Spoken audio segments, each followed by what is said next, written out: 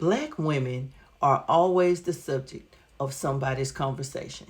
Everybody has so much to say about the African American woman. The black woman is this, the black woman does that, the black woman feels like this. Well, I'm here to tell you that we are not a monolith.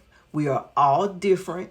And while there may be some stereotypes, there are several lies that are being told about us. And I'm here to set the record straight.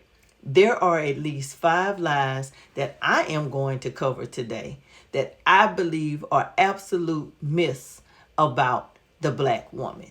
We are perpetuated differently in media, on TV, in so many different ways. And I just don't like all of us being put into a box. So myth number 1, black women are the most unattractive and unappealing.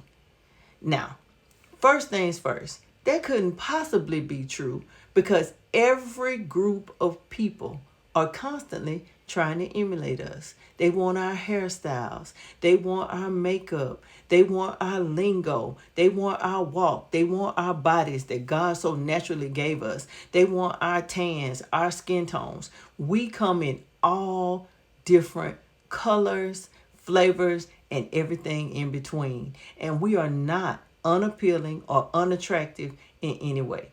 Do we have room for some improvements? We absolutely do. But who doesn't? So people need to stop criticizing us and trying to make us believe that nobody wants us or nobody wants to be with us, because that's absolutely not true. The majority of people are trying to emulate us. Other races of women want what we have, what God gave us. And I think that we need to be grateful that He chose us to give it to and utilize that to our benefit, and stop allowing people to make us feel like it's something that's not appealing or that we shouldn't want. The next myth is that black women are loud and ratchet.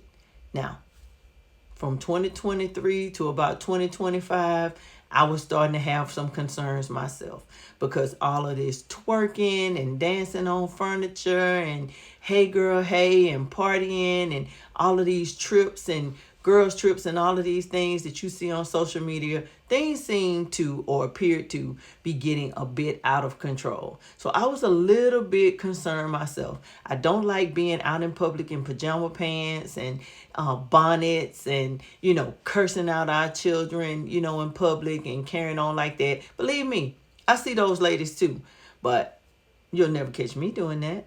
I don't leave home without being put together. I don't talk loud out in public. I ain't twerking on nobody. Now, I'm 55 years old, and we probably haven't been doing a lot of twerking. We was doing the butt and all kinds of things back in the day, my neck, my back. Yeah, there was a little bit of wretchedness in some of the music and the songs that we listened to, but we didn't all govern ourselves that way. And I'm hoping that whatever is going on in this day and time, it is going to blow over. We're hearing less and less from Sexy Red and, some of the, Chicanas and Sukianas and all of that stuff. That stuff is going by the wayside, and I'm glad about it. I don't want us to be thought of by others as ratchet or loud or argumentative or any of those things. Many of us are highly educated.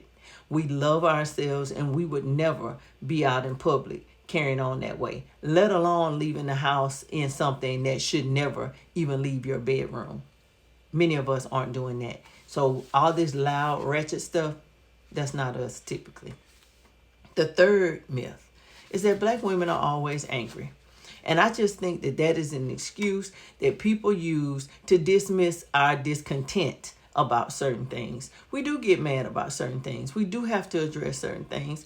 And because we are overlooked, we sometimes have to raise our voices, and we come across angry when we are simply trying to make a point. I cannot remember the last time I was honestly angry. I have been disappointed. I have been upset. But angry is an emotion that I have not experienced in quite some time. I typically try not to raise my voice. I don't want to be yelling or come across as angry. I do wear my expressions on my face, so sometimes that may come across as angry. But like I said, for me, it's more about being disappointed, being misunderstood, and overlooked. It's never angry. I don't have time to be angry. My blood pressure and my heart cannot take being angry. So anger is not an emotion that I live in. Number 4, black women don't support black men. And more importantly than that, black women don't need a man. We don't need a man. I don't want no man. I don't have to have no man. That's a lie from the pit of hell. We can't have children without men. We wouldn't have the children that we have without men. So we like them well enough at some point to procreate with them. Life is much easier when you have someone that has your back, someone that is protecting you and providing for you and loving you the way that you want to be loved. We love black men. I love my dad. I love my uncles. I love my brothers. I love my nephews. I love my son. And I don't want anything to happen to any black man anywhere. I love black men. My heart bleeds for them. I know what they go through on a day-to-day basis. And I will never, ever say that I don't need one. I need them all. I need them all to be happy, healthy, and whole so that we can make this world go around the way it needs to go around. And I would venture to bet that there are more sisters that feel like I feel than the ones out here pretending not to need a man. The ones that are pretending not to need a man or trying to be a man. And that doesn't work either. Last but not least, black women are too masculine and independent. Independent is something that we had to be. Systemically, there are so many things that have happened to our race, and we had no choice but to step up and take charge in many circumstances and situations. Did we want it that way? Absolutely not. Do we hope that it changes in the future? Absolutely. I don't want my daughter or my nieces or my great nieces having to worry about any of those things. I don't need them being strong. I don't need them being independent. I want them to know how to take care of themselves, but I want them to know how to take care of a relationship as well, because teamwork makes the dream work. Independent means single. I love my independence, meaning I can get up and bathe myself and dress myself and drive myself to work and do all of those things. But being independent or being masculine, trying to do things that typically are meant for a man to do, absolutely not. Absolutely not. I am not masculine. I would hope that any of my ladies that are coming across that way recognize it and tap back into their femininity, because we can get so much more with honey than we can with vinegar.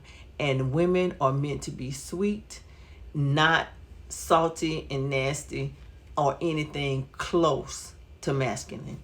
Not at all. And this is just a bonus tip. Ladies, and everybody that's looking at us that believes that putting on a wig or wearing a sew-in or pressing your hair or perming your hair is better than wearing your hair in its natural state. It is not. You might think it's more beautiful, but it's not what's best for you. Putting all kinds of chemicals, in our hair and, sewing that hair in or putting too much tension on our hair, it damages our hair. We need to love the hair that the good Lord gave us. People are always trying to emulate us. So we need to embrace what God gave us naturally. Embrace our full lips. Embrace our wide hips. Embrace our natural hair. Everybody wants it, ladies. I'm telling you, it's the best kept secret everywhere. They want us to believe that we aren't needed, that we need to make changes, that we need to do something different. And I'm here to tell you that you do not. You are beautiful in the skin that you are in. Black women make this world go round. You can believe it or not.